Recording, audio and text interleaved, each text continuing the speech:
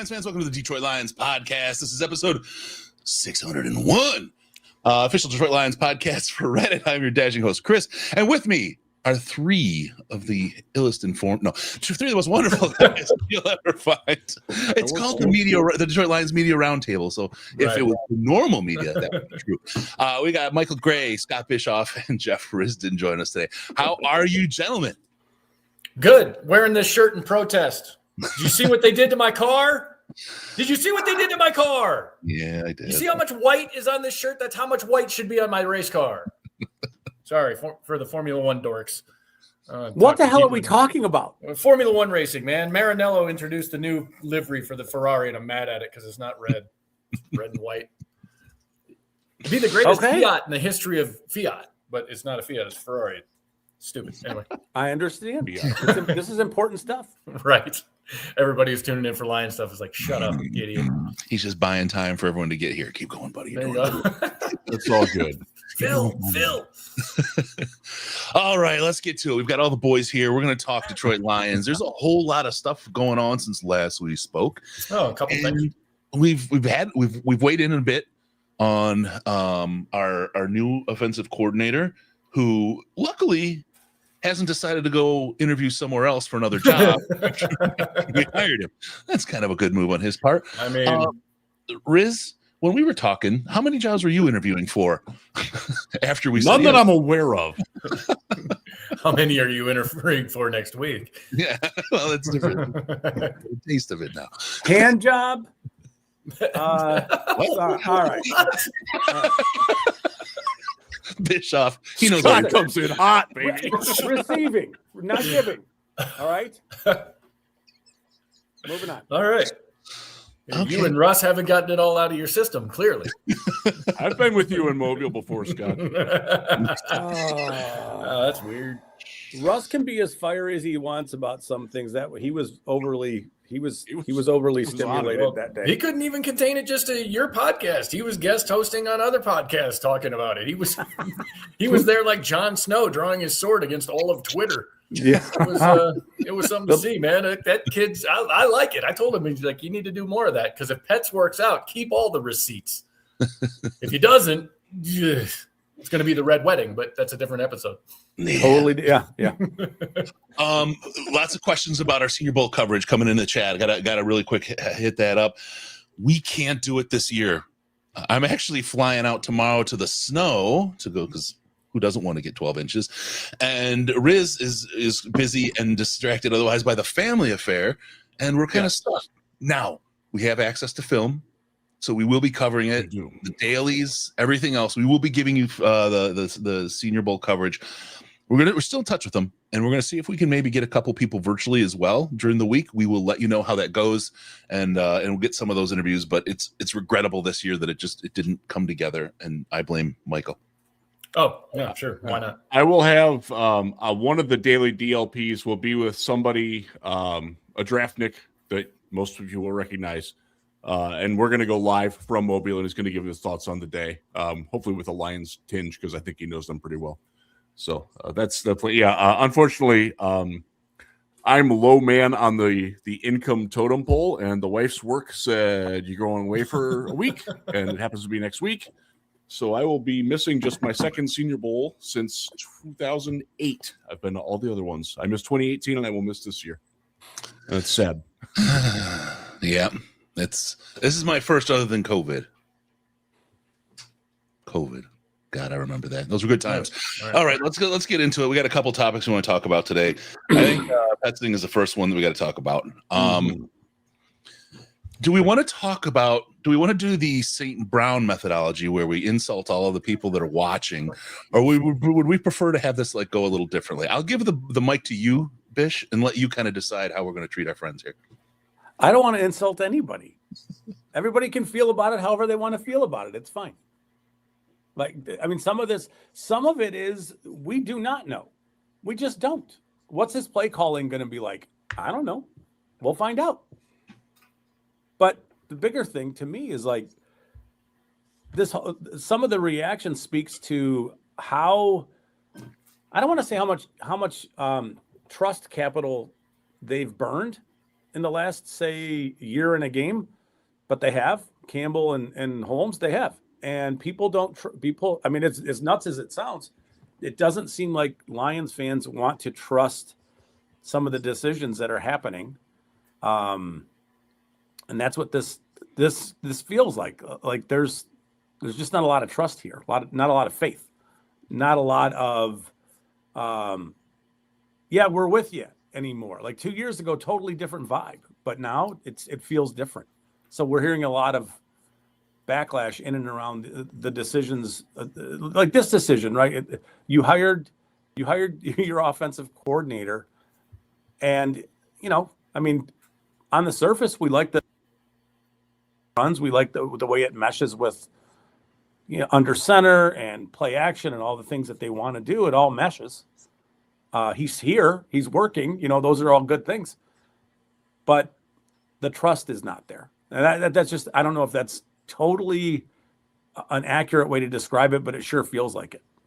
No, I think you're onto something, Bish, and this really, I'm kind of sketching out something for next week in the gray area to kind of break this down a little more, because I was on an hour after the news broke and had the least informed take of all. Like, I don't know, this is a bald guy. I'm going to make little funny bald pictures because I don't know, I don't have enough time, and found a couple of things. But here's an interesting quote to the Amon-Ra St. Brown thing. I found this.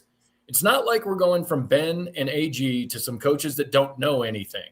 Don't act like we're bringing in a scrub. These coaches know ball. That was a year ago about John Morton. Yeah. And that was Amon-Ra, again, minus the fans don't know ball part, but he had the exact same thing to say. And I don't think you can't fault him, but it is a Dan Campbell issue. It's not a Petzing issue, because nobody knows this guy. Nobody had heard of him. Nobody knew he interviewed. No, everybody's like, Arizona. Oh, that's right. Arizona's got a team that all the opposing fans always go see. This is a Dan Campbell issue. And Chris, you and I have been talking about this going back to the start of the season with, like, is John Morton going to work out? And I said all along, like, if he doesn't, all of a sudden we've got a little bit of a pattern going with these offensive coordinators from outside the program that aren't working out. And it went exactly like A-Lin, right down to the week he took his play sheet away from him. He gave him 8 weeks, yanked it, did the rest himself. And so, I think Scott's on target. He's over the target perfectly, because this is a Dan Campbell thing. He's not been good at this part. And, Saint doesn't have to like it. It's just true. Yeah, absolutely.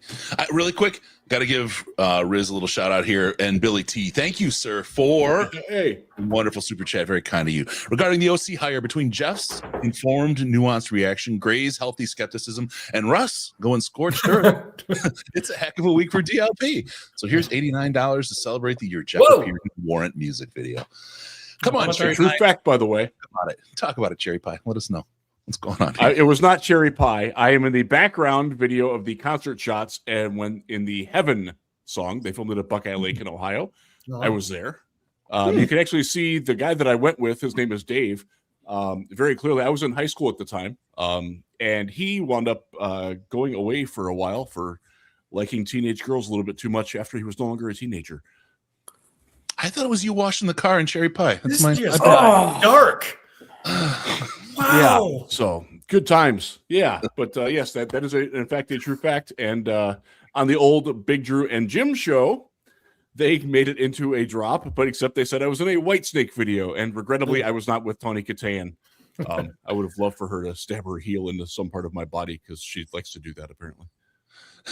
So I got to add, there's another segment we're doing here. We've got a lot going on. This is the first show to take the offensive coordinator hire in that direction, I promise. Riz, this is a question to you from the chat. Now, the chat is emulating the media questions in the post-game shows. So we've got really good questions from Slack. Sorry.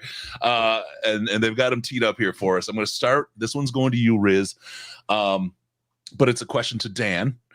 Dan, do you wish your former OC had a better OC candidate as a best man? Wow. Petzinger was Ben Johnson. So Petzing and Ben Johnson were grad assistants together at BC. The only thing I'll say about the whole Petzing and Gray, by the way, you're right. It is a Dan issue more than it's anything else. Yeah. Who did anybody want other than Mike McDaniel, who is one of the worst candidates I could possibly conceive of? Yeah. Who was going to make you happy? Who weren't you going to have this reaction with? That's what I wonder, because it feels like everybody was like, Mike McDaniel's the only name we know, therefore we have to get him, otherwise everybody else sucks. Like, that's a terrible way to go on a coaching search. That's a terrible way to base your fandom. Well, and it happened earlier than this with David Blau. You remember David Blau showed up as a rumor, like maybe he'll interview, and everybody's like, you can't hire David Blau. He's never done it before. We can't have somebody with training wheels. You can't have somebody. He's never called plays before. Right. He's never done this. He's never. Yeah. Then he gets the Washington job. They're like, they didn't hire Blau. And, so the fast follow mentality, though, the thing is, and I've heard this from people in Allen Park. A lot of the talk about Blau, you talk about smoke screens and stuff during the draft. It was to force the hand of Washington. And I think they were out on Blau, but by pumping him up and forcing them to make a quick move, that left the environment open to get who they wanted. Now, is this who they wanted? Looks like Chris, maybe you've heard the same thing, but I've heard that the Lions did that as a favor to Blau, to force Washington to do that.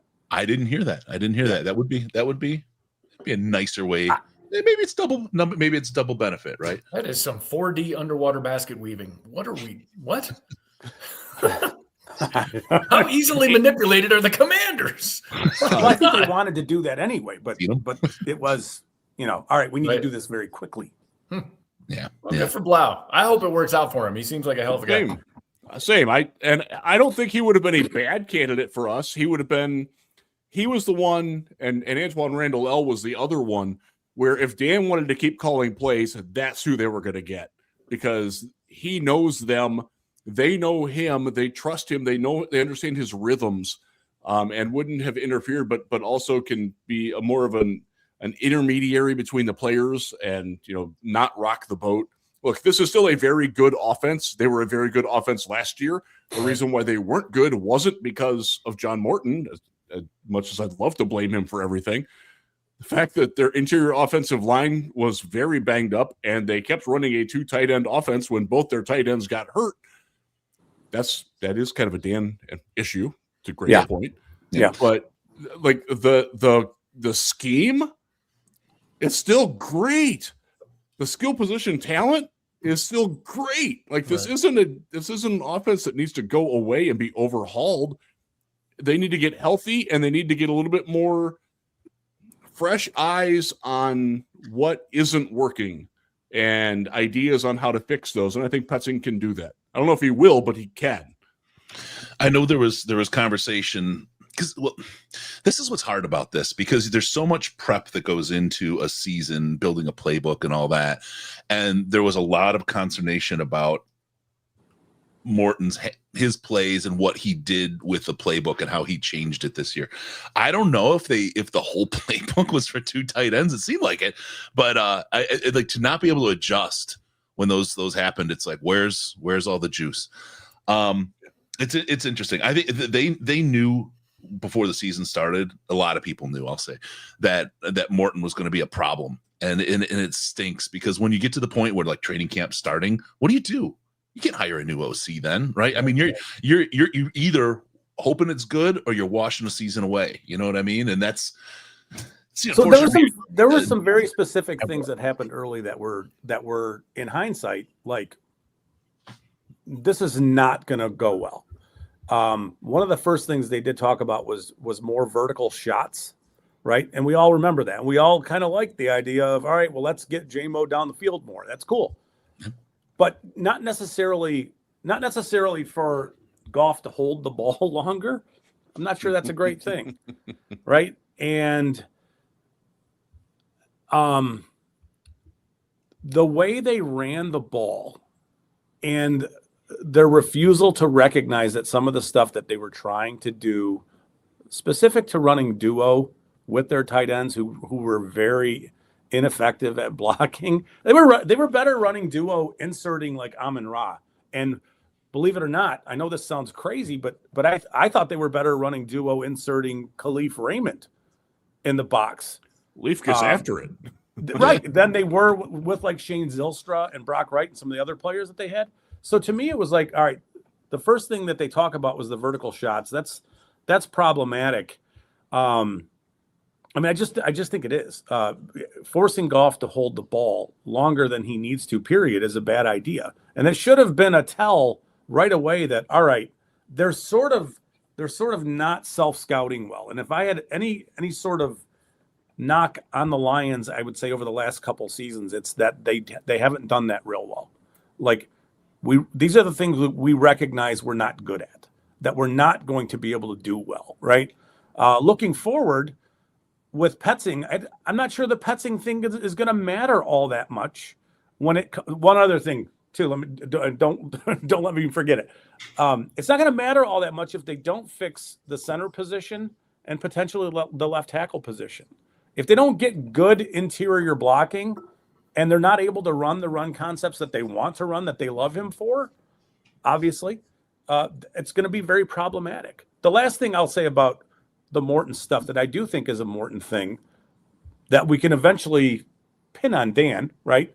Mm-hmm. Their route combinations were bizarre last year at times. It's 3rd and 6, and you snap the ball, and every receiver on the field is 15 yards deep, and they still haven't turned their eyes to the quarterback. Like those are, to me, that wasn't something we saw with Ben Johnson. It's not something we ever saw with Dan Campbell, but last year in the beginning of the season, we did see a lot of that. So I don't know who's to blame totally for that kind of stuff, but those should have been like, all right, the vertical stuff, making Goff hold on to the ball, and the route combinations are strange, but to be honest with you, does anybody know what their route combinations are going to look like in September this year? We don't know. Nobody knows. They don't even know at this point. No, and we have to just embrace that we don't know some things. Yeah, and that becomes my question about the why. You know, I say this to my kids all the time when they're going to do a big thing, big project, change a job, whatever it is. If you're going to embark on a big endeavor, remember your why, because when you run into adversity, you got to remember why am I doing this? This sucks. What's the reason for Pat's coming in? And I'm just calling him that because here's what's going to happen to me. As I have made perfectly clear, I will screw up names. I will call him Petzinger. I'm going to call him Pretzel. I'm going to call him all these if I don't just settle on Pets. You're in good company, man. I am trying to idiot-proof this thing. I have managed to – anyway. So is he there to button things up? Because what we heard about Morton was he's a grinder and he watches film and he does all this stuff, and he sounds like a prep guy. He sounds like a research guy that takes a stack of papers and puts them on your desk and goes, here's everything you need to know about this week's opponent. And then the plan looked like dog shit when it got to the field. And all we heard from Brad, we've heard it from Dan multiple times, is about being on the details, crossing T's, dotting I's, being, granular with your planning, something Ben excelled at. If he wanted you to run 7 and out, it wasn't 7.5, it wasn't 6, it was 7. And he'd be on your ass for it. And everybody talked about that, the meticulousness of it all. I think this offense looks like Dan's offense. I mean, we saw Dan's offense through Aylin. We saw Dan's offense through Ben. We've seen Dan's offense through John Morton. We've seen Dan's offense through Dan. I think we're going to see Dan's offense through the new guy. And I feel like their why is the detail work. It's making sure that things are buttoned up so that, to Bish's point, when it's 3rd and long, we don't have everybody running excessive routes, leaving Goff with nothing. Somebody in the room needs to go like, hey, man, in this situational football, we got to have somebody that's an outlet. We got to have somebody short of the sticks in case it all goes wrong. And I think, I wonder if that isn't why he's here. I don't know that he needs to be the proto-genius. I don't know that he needs to bring in a revolutionary Sean McVay, Kyle Shanahan level revolution in offense. I think he's got to run Dan's offense, and I think he's got to run it better than John Morton did. That's what I think I've settled on after a week of thinking about it. Yeah, I think of it as he has to be additive to it, because that's where Ben Johnson was. He was additive to Dan's offense, right? And that's, I think, what they're counting on. The CEO is going to set a vision, and now to execute it, we need these people to be really, really good at their job and put their twist on it. So I think, Mike, you make a great point about the why. To me, the why in some ways in this one is that they need to get back to the mentality that they played with in 2024. That the smash mouth, we're just going to run through you. We're going to run, we're going to make it so difficult for you that you're going to tap, right? They did not do that last year. And having said that, they were still like the third or fourth highest scoring offense in the NFL. Right. So it's not like they've got it's not like they're struggling to score points. They're going to be fine. But big picture is I don't know this for sure. So I'm asking you guys, did they get away from their identity a touch and lose themselves in the process? And is them reaching out to him, hiring him, a nod to let's get back to the old ways? I hope so too. I think, having actually covered him and had conversations with Drew Petzing in the past, which I don't think anybody else in Detroit has ever even thought of. I can tell you he is a smart guy. He gets along well with others. He's collaborative. And that's something that, not to go and tee up Chris's servant leadership thing, but drink. Yeah, I know. Yeah. That's who Petzing is.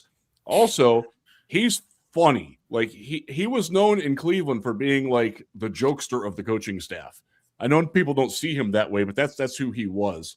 And I hope that personality comes out a little bit. I did see in the comments that we have here on the platform that we're using, they wanted to know when he's going to speak. He is supposed to talk to us at the Combine, not to everybody, but the local media. We will get some time with him, just as we did Ben Johnson a few years ago when Ben got named. He actually got named while we were there, and we got like it was probably half an hour actually in a hallway where those of us who were down there in the Detroit media got to talk with Ben, and he was very personable. And I expect Drew to be the same. He's not as intense. He is not going to be someone who's throwing footballs into the ground in anger when a guy misses a block like Ben did and does at practice. He is a guy, though, who is going to make you do the thing again until you get it right. I saw him do this firsthand with David Njoku in Cleveland when David could not figure out one aspect of a block that he was being asked to do. And Petzing's like, we're going to stay here and keep running this until you get it right. And he did. And by the way, he's now a very good blocker, and he didn't used to be that way. So I have seen him coach effectively. The word for Njoku is mercurial, I think is the best definition for him. And he got the most out of that mercury. I know that's not the right root word, but you know what I mean. You're a meteorologist. Go. Yeah. All right. Yeah, that's it. So Petz, as Gray wants to call him, is the new guy. You just did it. You just said Petzinger. You did. You just. This is why Gray is smart. I ruined it. Are you a time traveler? Just keep money out of here. So yeah, let's get on. There's a question about what do we think the biggest need for the Lions is this year. So let's talk about what the biggest position need is. There's a couple, but they're all big. It feels like. Gray? Yeah, I mean, I'm taking this for granted, right? And I've seen the conversation get derailed online a couple of different times, a couple of different places. I mean, the offensive line's getting addressed. I am just taking that for granted. It hasn't happened yet. It hasn't been able to happen yet. The offensive line's getting addressed. And I said it, I think, last week. If Graham Glasgow is the answer, you're asking the wrong question. Period, full stop. Nothing against Graham. Guy's been a warrior, absolute badass for a long time. He's done a lot of really thankless work in positions he'd rather not play last year, the entire season. He did all that. But they need a center. They need a left tackle. They need IOL depth. And if they don't get that addressed, then all of the fun talk about the offensive coordinator means squadouche because nothing's going to work. So I'm assuming that gets done, but that is the biggest need, period. If they don't take a tackle in the first round, I'm going to be a little weirded out, if I'm being honest. As it stands right now, obviously they haven't signed anybody. If somebody comes in free agency, that changes. But if they don't take a left tackle in the first round at 17, I'm going to have real questions about what the plan is. I can't disagree with that, and I wish I could. Riz, tell him he's wrong. Tell him he's all wrong. you cannot run this offense without a good offensive line. I will say, though, that, and I actually think that this is something where you can get a 1 or 2 year rental. Jalen Thompson from the Cardinals is a good example. You've got to get somebody who can be a better safety than Thomas Harper and what Dan Jackson might be, because right now that's our starting safeties in 2026. Brian Branch is out until Halloween at the very earliest. Yeah. Kirby Joseph, question mark. Yeah, question mark. Absolutely. Yeah. He can turn that question mark positive. You should start writing his name that way. Kirby Joseph? Yeah, that's fair. He's like Patty Pimblett's stand. Like the way that this defense is, the safeties are impact players specifically against the run. And one of the reasons why the run defense fell off a cliff late in the season was because Branch wasn't there anymore. And in the games when Thomas Harper was out, look, Avonte Maddox wound up having 2 really good games. He was great against Dallas, and he was sensational in the finale. The other games, he was, I don't want that again. I need somebody back there who can come downhill, make a tackle, and not run past it, and not take a bad angle to try to get around a block. Maybe stacking. There's any number of things. There are going to be veterans, free agent safeties who you can buy for a year or two, but you probably need to get somebody else into the pipeline. Who knows what Dan Jackson is going to be? He was hurt all year. He barely played safety in training camp before he got hurt. He was almost exclusively on special teams. He was like the 4th team safety. So my optimism isn't super high there. You've got to get somebody in there as well. That would be my number 1 defensive need. Let's put it that way. That's right. Where you at, Bish? I mean, I think they're in trouble if they don't get something in the safety group. I mean, we saw Jeff's right. We saw what it looked like when their run fits were bad. That's an easier position to address than say left tackle. To me, I don't know what the Lions are going to do. There's no crystal ball for this stuff, but are they in a scenario where you're maybe moving Penei Sewell to play left tackle? And that gives you more options as far as drafting a right tackle. It's easier done, but the point Gray makes about needing a center and a left tackle, it makes a ton of sense. They've talked about learning the lessons from Ragnow. To me, that means that you're not going to allow a Taylor Decker injury to hijack the season and basically repeat the 2025-26 season again because of an injury that you should have been able to see coming, right? So in a perfect world, you're taking you take a tackle at 17 and he doesn't have to play immediately because Decker's playing, and then you just you've got that going into the future. But that assumes that center has been addressed in free agency, and perhaps safety has been addressed in free agency. I don't know what they're going to do at edge, at defensive end. Kadeem Muhammad's older. There's a lot. This is a huge offseason for them because there's so many things that they have to resolve. And we're not even talking about contract stuff. Like, what are you doing with a contract for Laporta? I mean, that's got to be a little bit up in the air. Same thing with Branch. There's a lot of unknown around those two guys, what their contracts are going to be. They like to get the contract situation settled a year in advance, which I think is smart, but I'm not sure how you do that with either of those guys right now. So I think there's a bunch of ways that you can go about handling the edges of your offensive line. Do you want to move Sewell from right tackle to left tackle in a perfect world? No. Right. But then you're assuming that Decker is going to play, and he's going to play because no offense to Taylor Decker, but it's not like he's played real good the last 2 years. So, if you are trotting him out there again, you're kind of asking for a little bit of a problem spot. Right. So, it's just, they're going to have really important decisions that they're going to have to make, and they're going to be critical decisions going forward. Yeah. So The problem is, wait, hang on a sec. Are Jeff and I fighting about whether or not Penei Sewell should be moved to left tackle? not I yet. feel like Jeff and I are fighting about this. Not yet. I saw that. I saw you go like, thank you, Scott. My take is he is the best right tackle in football. Yes. Don't fool with that. That doesn't mean I don't think he could be a very good left tackle as well. But, and this is actually one of the issues that I had with the offense last year. He is such a dominant run blocker that when the Lions run right, they're going to get 6 yards. The problem was they kept running to the left. Like, stop doing that. So I like the idea of keeping an elite strength as an elite strength and not putting it to chance. I'm conservative in that way. Okay. And that's a conversation that I've had before. Actually, back with the Drew Petzing era Browns.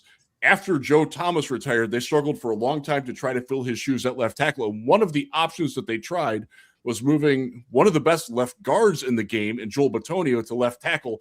It lasted about 6 practices, and Bitonio's like, fuck this, I'm a guard. Right. But we saw Penei play left tackle. Well, and here's He's done it, and he did well. This is the only thing I'll say. Like, Penei Sewell is a generationally good offensive lineman. Period. Full stop. He's crazy. He's a different dude. He's a different cat. And I wouldn't say this about just anybody. This is specific to Penei. It's not just like move your right tackle, left tackle, get a right tackle because that's easier to do. All of those things are true, but these things can't just be done. I have been maintaining in the Slack now for 2 years. When the time comes with a full off season, not between weeks 3 and 4, but in a full off season, that you can get Penei to the left. You can put that generational talent where he's going to be for 10 years. And I believe, and this is me gambling where you're conservative and you're probably smart. We go into the casino, you're going home with money. I got to call a cab.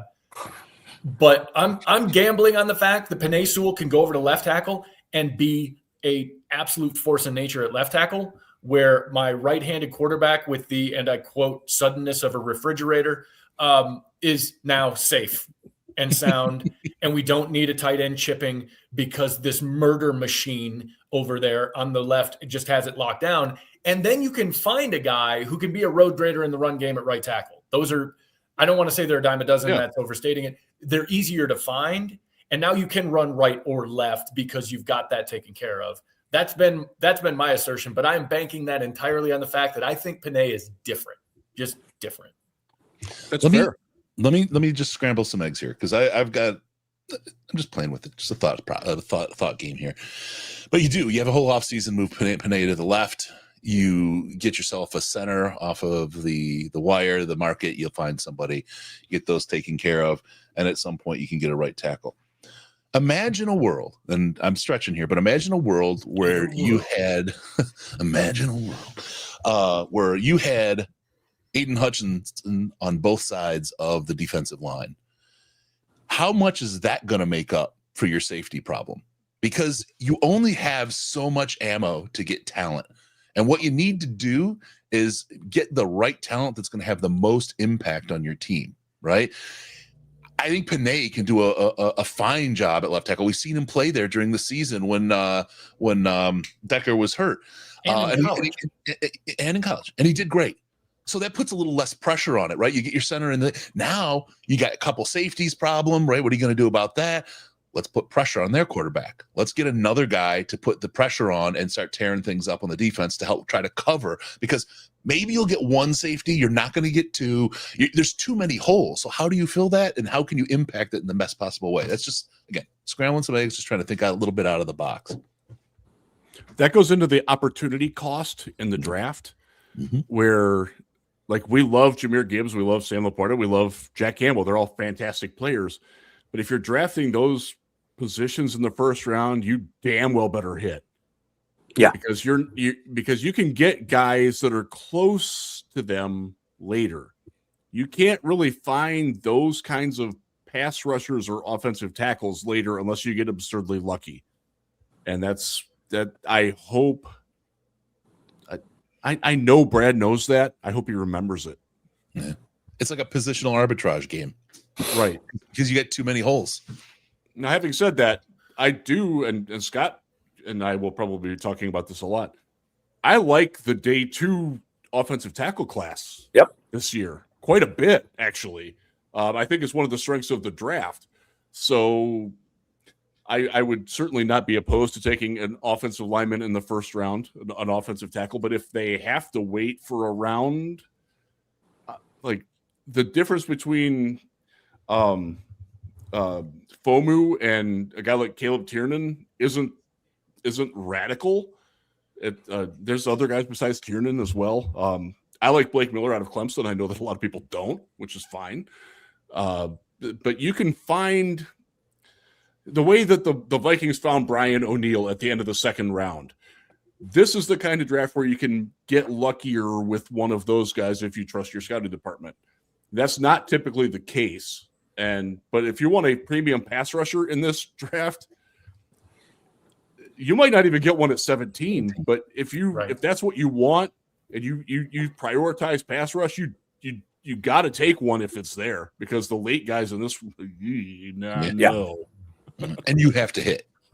Right. And you have to hit it too. Yeah. You're making a big bet if you're playing that arbitrage game, right? Because you absolutely have to hit. You can't have a rake straw. Well, and defensively, take the plane up another 10,000 feet, because I've got a bigger question about what Kelvin Shepherd can do moving into year 2. He's got some schematic issues to deal with. Because, I mean, like there was the guy, I can't think of his name now. He's an ESPN stat dude. But he came out with the fact that the top 4 teams in creating pass rush and pressure from the defensive tackle position, the top 4 teams are all playing tomorrow. There are still teams left. That's right. They're all playing on Sunday. Those 4 teams. You look at the talent that was on that D-line, and it's there. I know everybody goes to the defensive end and somebody said we're good, and that's been the quote and all the memes. But the defensive tackle talent is there. You've got Aiden Hutchinson. Not everybody on the D-line can be an all-pro. There's one Myles Garrett in Cleveland, and that's more than enough with a bunch of other dudes, because Jim Schwartz knows how to call defense. And he's really, really solid with all of his schematics and the games and all of the twists and the fronts. There's got to be some deep analysis done on this defense, because if you're relying on having 2 all-pros at safety, an all-pro at corner, an all-pro at defensive end, and all of that has to be in place or your defense falls apart, that plan sucks. And so I really wonder what the Lions are going to do to change the way they play defense. I don't understand why there were 3 linebackers on the field nearly as much as there were. I think there are bigger picture questions that can't just be answered by shiny names in the draft or big name free agents, because everybody gets hurt. Every team has injuries, and you need a defensive plan that still works. The Niners had nothing. They were running out dudes that were working at the car wash. 10 days later, they're playing ball because Robert Saleh had them in place. And this isn't a slam on Kelvin Shepherd. He was a first-year defensive coordinator inheriting a system that had some flaws when Aaron Glenn left. How can they bring that around? How can they do some things to help themselves from a schematic position that don't rely on having, an all-world Bugs Bunny all-star Monstar team out there on defense? Well, let me take that and run with it and ask Bish. I'm going to start with you. What's at stake for Campbell? Because this is I feel like this is kind of it, and on the shots of getting an offensive coordinator before it starts to really stick to Dan. What are your thoughts?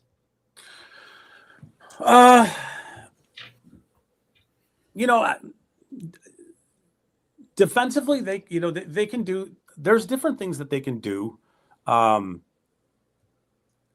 Being so man heavy all the time, and teams knowing that, like I look at Ben Johnson's comments after the Week 18 game against Chicago, and Caleb Williams, and I think, all right. It's one of the few times this year that it seems like the Lions did something on defense that the other team wasn't expecting them to do. They played a lot more zone. So, and I think in the first half, the Bears really didn't know what to do with how much zone the Lions were playing.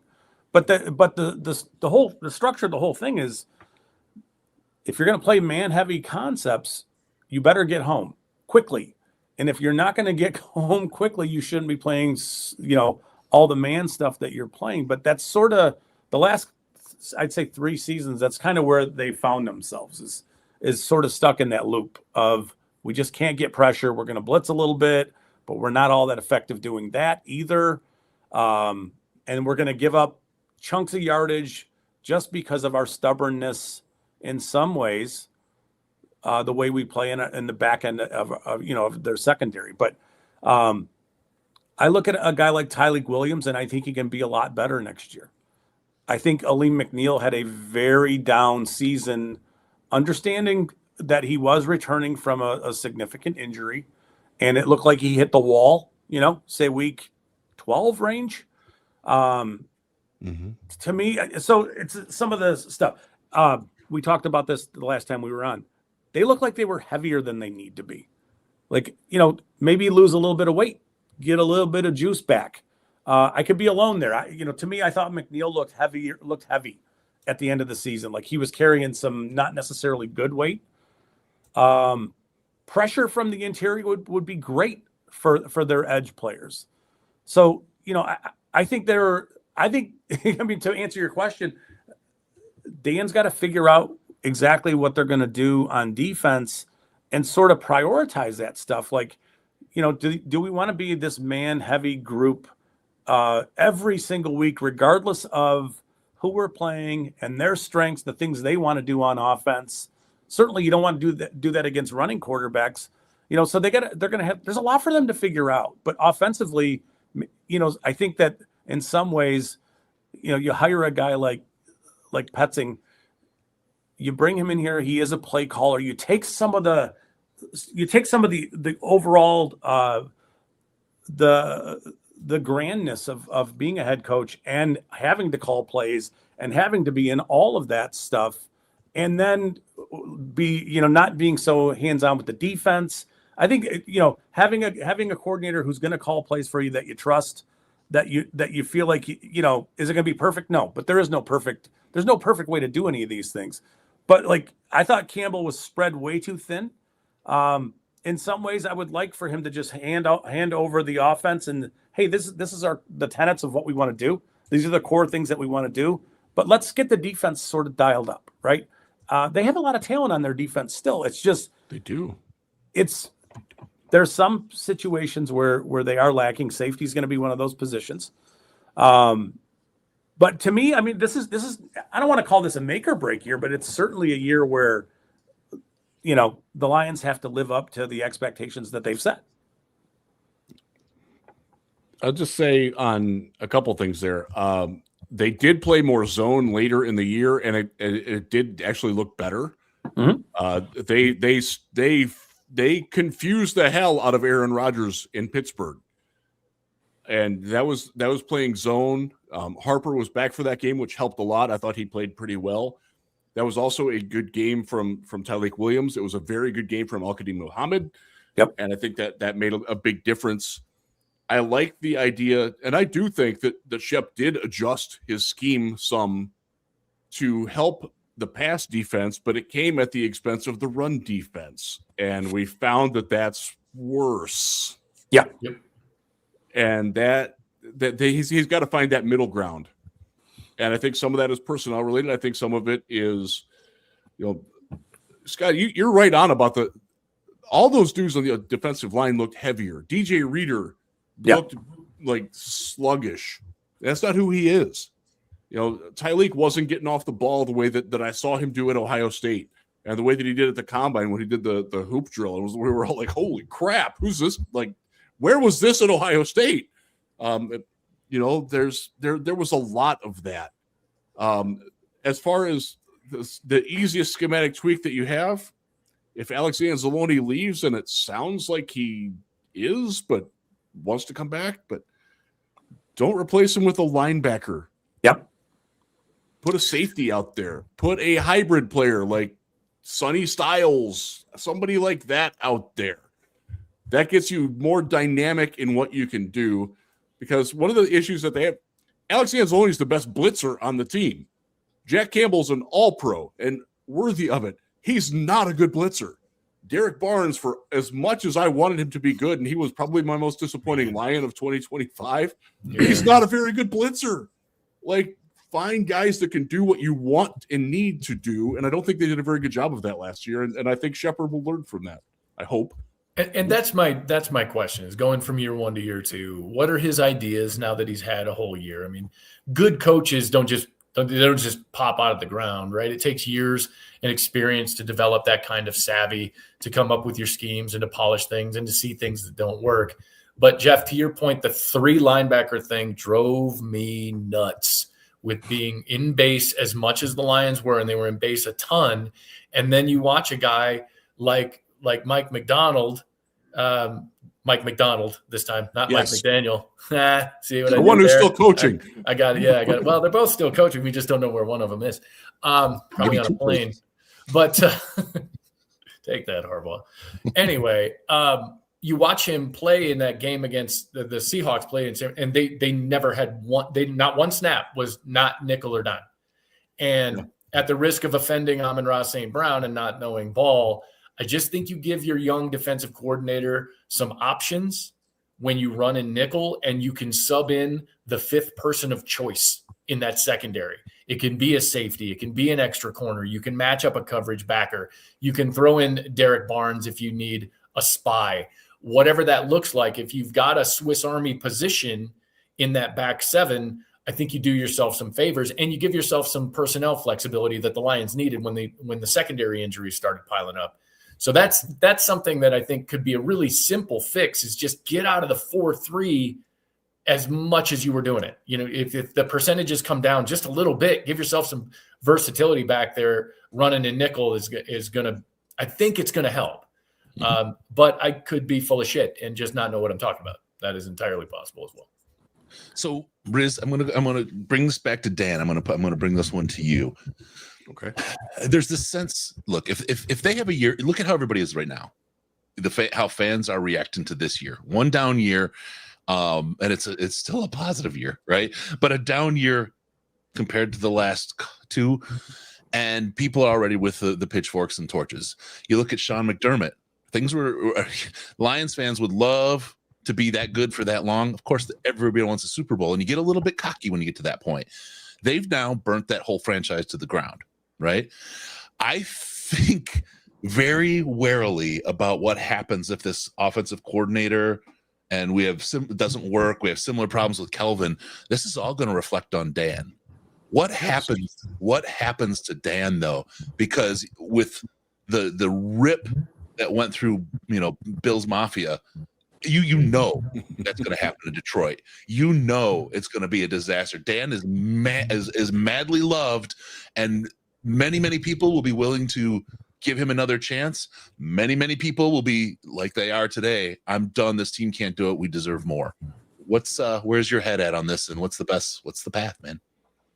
I can't see Sheila coming out and bad-mouthing a second-round pick while he's still on the roster.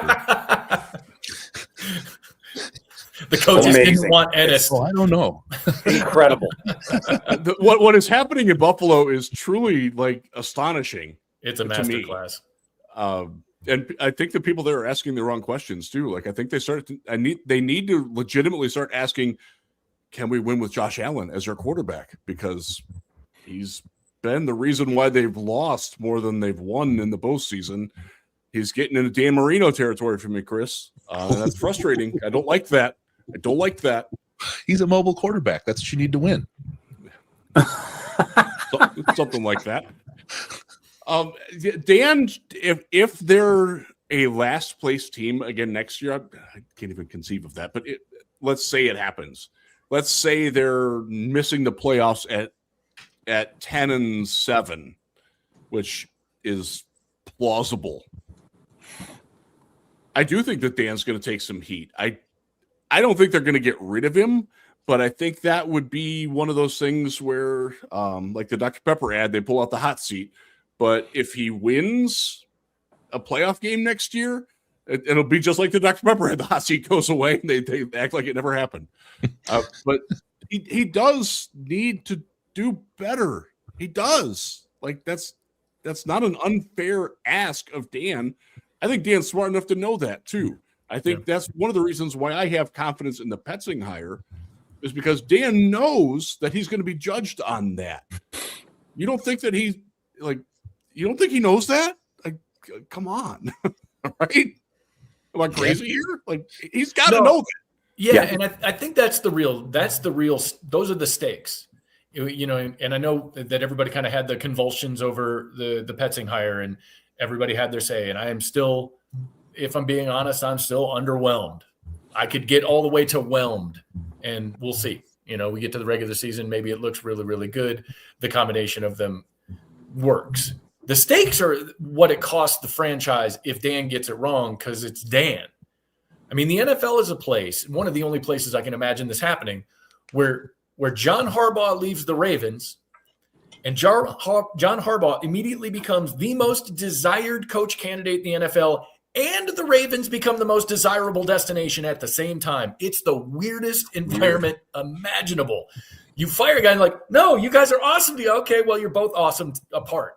And everybody's convinced that Minter going to the Ravens is going to work for a generation. And I said, within minutes, I'm like, if he doesn't go to the Giants, we're doing this wrong, because he is perfect for the Mara family and the Giants.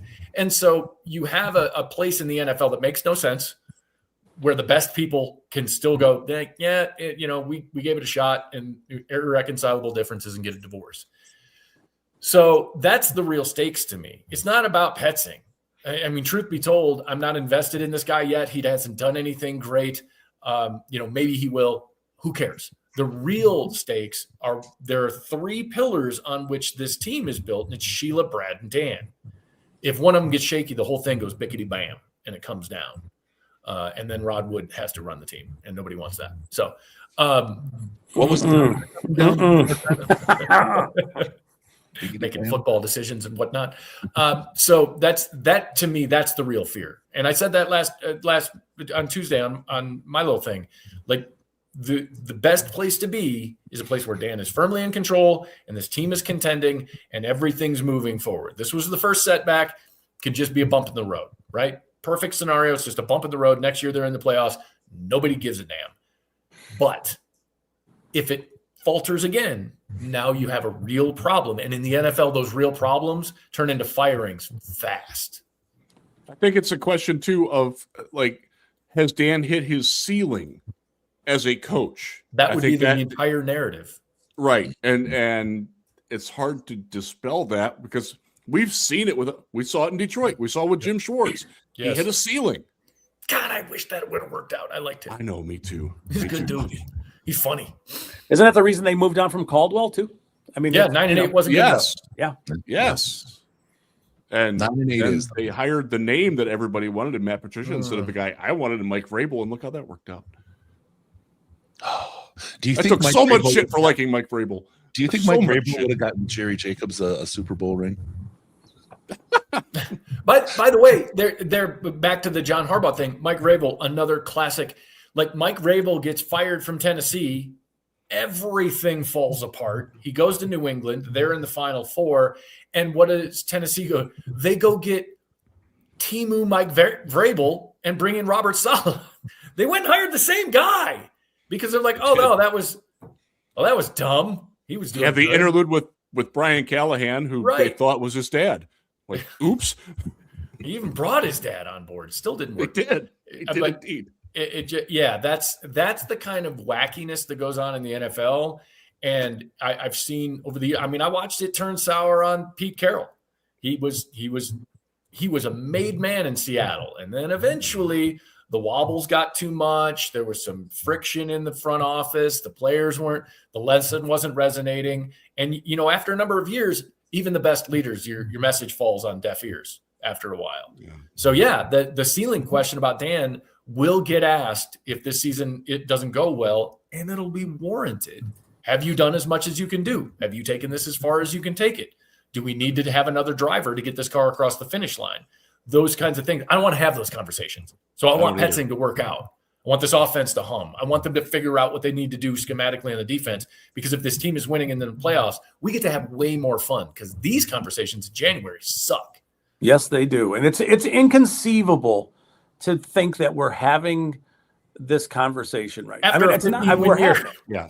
But it's crazy. Like a year ago, if you would have told any one of us that you're gonna be talking about this and giving it some credibility in and around that conversation around Dan's future, we would have went, huh? Yeah. For sure. Yeah, that's crazy. All right, we're getting close to time here. We're gonna do one more thing. It's one of the most hackneyed thing that happens in every bad guy movie. Everyone here gets a chance to monologue, and we're gonna tell us your plan before we foil it. What are the key things to look for this offseason for the Lions to find success next year? Greg, go ahead. Offensive line, fix the offensive line. That's it. Because if the offense can hum, everybody else gets a mulligan. You get a breakfast ball for the defense. Everybody can take their time. If the offense can do what we know it can do, we saw what it did dragging a leg this year with Morton calling plays and all the injuries on the offensive line and Decker playing through that awful shoulder injury and David Montgomery being upset. Like there were so many things going on there. Get the offensive line fixed. As long as that offense is humming, everybody else can figure it out on the fly, and you kind of build a plane at 30,000 feet.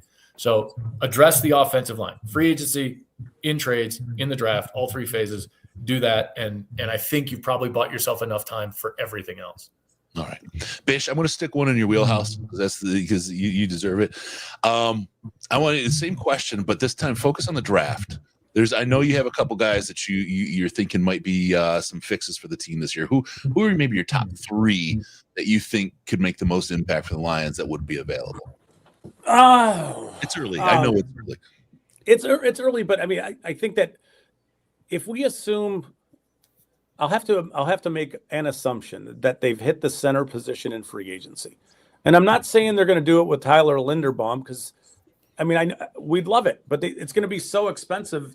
And I'm not sure it's worth paying the price for him. So if we just think a little bit lesser, like a player like Cade Mays from Carolina, who stepped in last year, played center at a reasonable level, right? You need a reasonable level of play at the center position.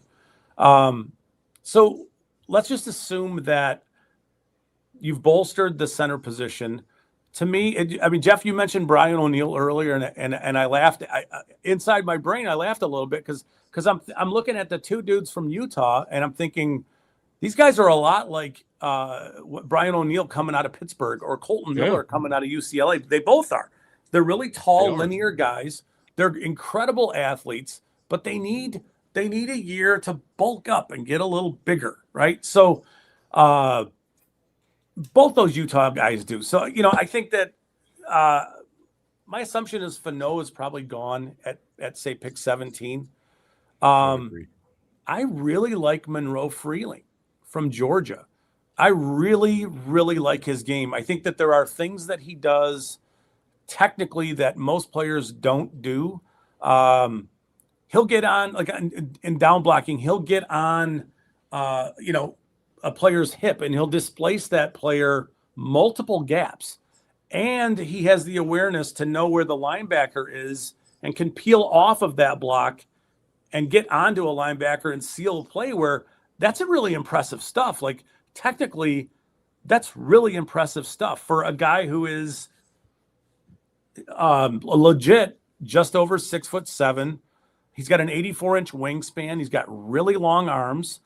So to me, if you bring in something at the center position and you draft a guy like Monroe Freeling and you give him a little bit of room just to kind of figure it out as a pro, and maybe that's a half a season with Taylor Decker, I think that kind of stuff makes a bunch of sense.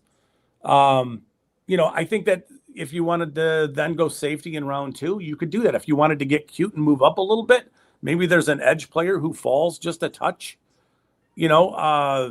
Maybe something like that happens where you do address a couple positions. To me, that makes a lot of sense. But I also know that you do have needs at edge. You do have needs at tackle, potentially right tackle or left tackle. We don't really know what they're going to do yet. They absolutely have a need at, like Jeff was saying, as safety. But I mean, is it possible they take a guard at pick 17? Like the Penn State guard? I know Kuiper had that in his mock, and I think that we would all bristle at it right now, but it sure does fit with the way they want to run the ball with the manpower stuff. So, I mean, my solution would be to do that. Would go sign a player like Cade Mays. I'm not sure. I know somebody in the chat mentioned Connor McGovern. I'm not sure if McGovern's even going to be available. I don't know what Buffalo's going to do with him. But he would be fine in the short term. So you bolster center in free agency. You take a left tackle or a right tackle, whatever it is, in round 1, and then after that, it's edge, safety, possibly look for a future center position, say at pick 50. Because Jeff, I don't know what you think, but I don't think there's a center prospect who's worth taking before that. Maybe Connor Lew if he didn't tear his ACL, but there's really not. It's not a good draft.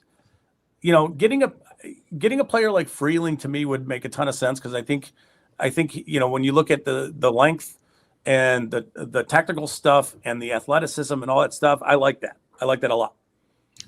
All right, Riz, this is your turn. You can go commando on this, or as they say nowadays, the kids say, you can raw dog it. Well, I'm not a kid anymore, thankfully.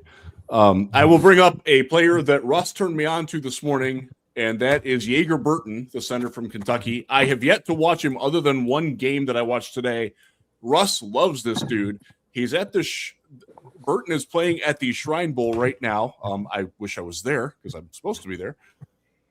And he had a very good first day from the couple of people that I asked.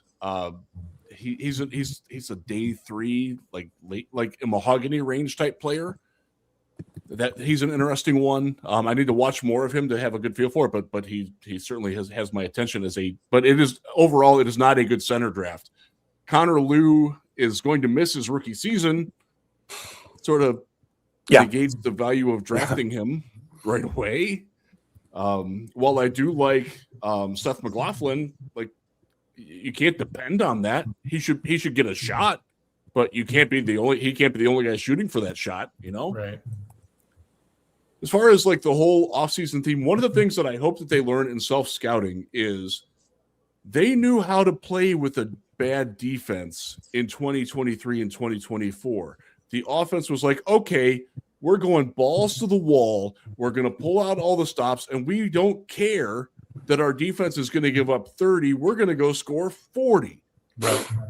They did not have that mentality last year. That left the building with Ben.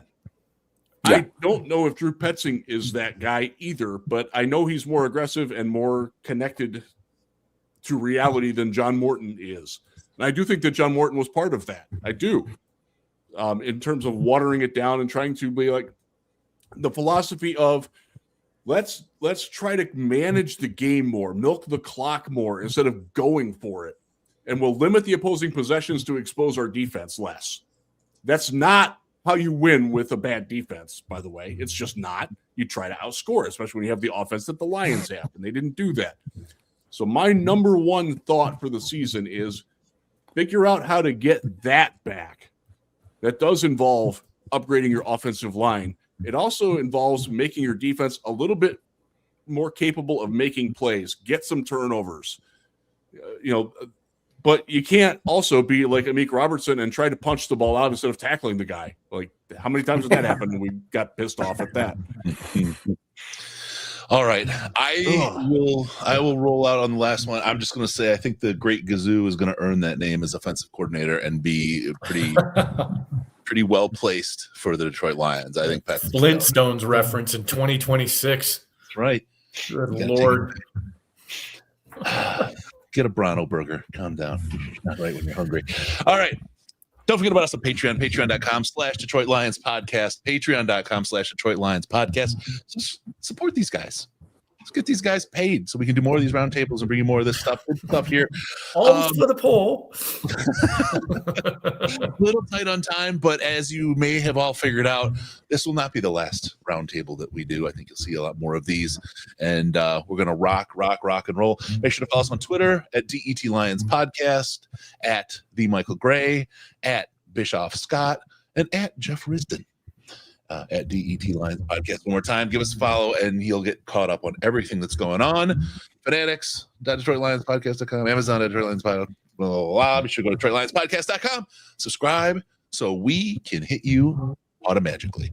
Thank you for tuning in. We're going to see you next time on the Detroit Lions Podcast, because no pants, no problems. We're your Detroit Lions podcast or your Detroit Lions and Reddit connection. I'm trying to find buttons here because I'm not used to been this. drinking since noon. Love you. We'll be back again. I promise.